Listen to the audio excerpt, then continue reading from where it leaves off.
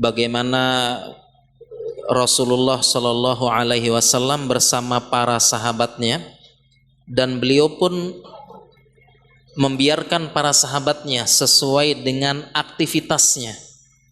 Tidak semuanya dipaksa jadi ulama dan ustadz seperti Abu Hurairah yang menghafalkan hadis, seperti Ibnu Abbas ahli tafsir, seperti Mu'az bin Jabal ahli halal dan haram, seperti Ibnu Umar dan sebagainya. Tidak semua jadi ustadz, tidak semua belajar agama, tetapi beliau membiarkan sahabatnya sesuai dengan jalan jihadnya masing-masing dengan karunia yang Allah telah berikan pada mereka. Sehingga ada yang berdagang dibiarkan berdagang, ada yang ahli memanah dibiarkan memanah, ada yang ahli perang dibiarkan jadi perang dan sebagainya. Jadi para jamaah sekalian, intinya kita ini semua diberikan karunia oleh Allah masing-masing kelebihan. Ada yang ahli ini, ada yang ahli ini, ada yang ahli ini. Ada yang jadi pejabat, ada yang jadi pedagang, ada yang jadi ini. Intinya adalah bagaimana itu semua kita gunakan liya kalimatullahi hiyal ulya. Bagaimana caranya kita meninggikan kalimat Allah, bagaimana caranya semua karunia kelebihan yang telah Allah berikan kepada kita, kita gunakan untuk meninggikan kalimat Allah, menolong Allah. In tansurullaha yansurkum.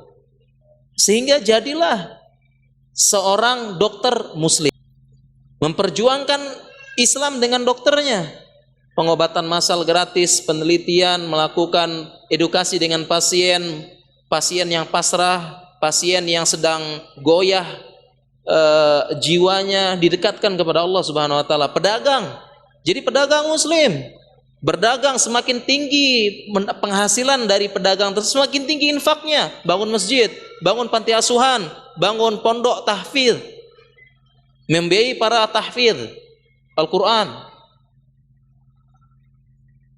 Jadi pejabat yang muslim, memperjuangkan Islam dengan jabatannya, membuat kebijakan-kebijakan yang menolong agama Allah. Itulah zaman Rasulullah SAW. Ini yang diharapkan. Dan para jamaah sekalian, lihat Rasulullah SAW membiarkan masing-masing. Kemudian ada mindset yang perlu kita perbaiki bersama. Sebagian kita seolah-olah memberikan sebuah sekat yang seperti barzakh. Barzakh tidak akan bertemu. Marajal bahraini yaltaqiyan wa bainahuma barzakhul la yabghiyan. Bertemu dua lautan tetapi tidak akan bersatu, seolah-olah ada barzakh, pembatas. Seolah-olah ilmu agama dan sains ini ada sekatnya. Sehingga di sebagian masyarakat kita kalau sudah belajar agama, masa bodoh dengan sains. Sehingga kesannya adalah kalau orang belajar agama kesannya gaptek, ketinggalan zaman. Kemudian kalau sudah belajar sains, belajar ilmu dunia, ilmu dagang, bisnis, kedokteran, tidak mau tahu urusan agama. Urusannya ustadz, urusannya kiai. Ini yang terjadi di masyarakat kita.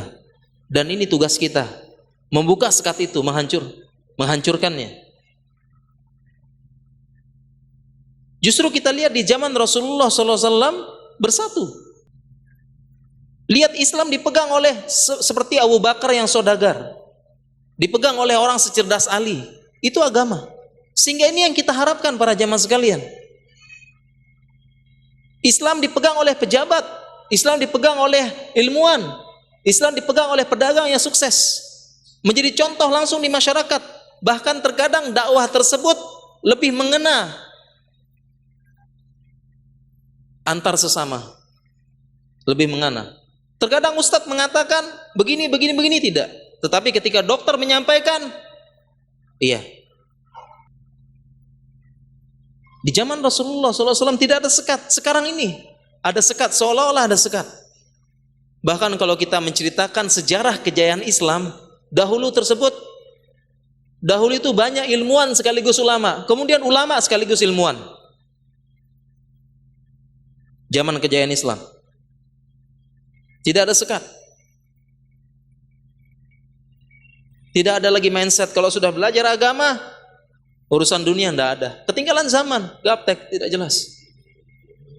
Kalau sudah belajar dunia, benar-benar nol agamanya, tidak mau tahu urusan Ustaz.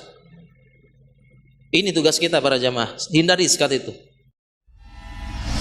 STA TV, media syiar Islam.